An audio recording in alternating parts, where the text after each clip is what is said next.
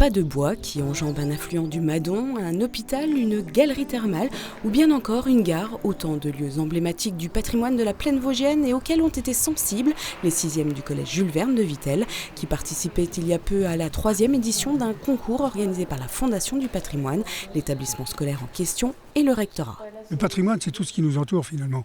Donc il faut y faire attention, il faut l'entretenir, il faut le transmettre. Il y a beaucoup de choses à faire, surtout dans les Vosges, surtout dans l'Ouest vosgien, entre autres.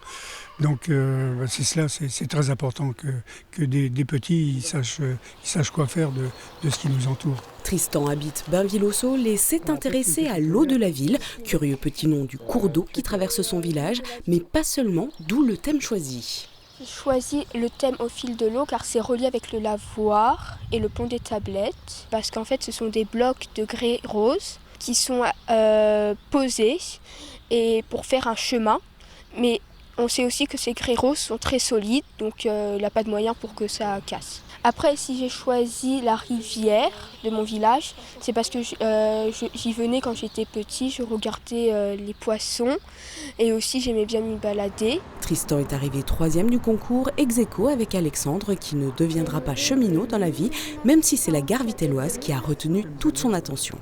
Elle a été construite en 1888 et rénovée de 1926 à 1928 en style art déco. Qu'est-ce que tu aimes bien dans cette gare? Qu'est-ce que tu préfères? La coupole qui est très jolie. 2e prix pour Baptiste, dont l'histoire familiale a probablement touché le jury, car elle rejoint celle de l'hôpital vittellois Beausite. Parce que ma grand-mère, elle a fait 15 ans aide-soignante au Beausite, et mon grand-père, il a été réceptionné quand il a fait son AVC.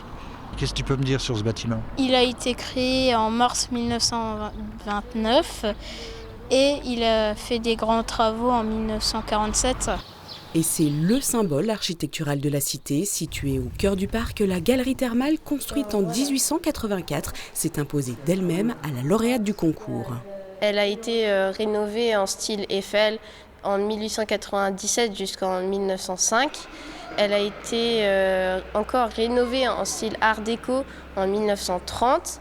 Et en 2014 et en 2019, on a refait une partie style Eiffel. Comme ça, on peut voir la galerie thermale à travers les années. Et tu la trouves comment? Je la trouve magnifique. J'avoue, j'ai une petite préférence pour le style Eiffel. Et d'ailleurs, Maëlys s'est vue remettre un petit souvenir de cette galerie thermale. Tous les enfants, une trentaine, ont évidemment été récompensés lors de ce concours qui va s'étendre à Contrexéville l'an prochain.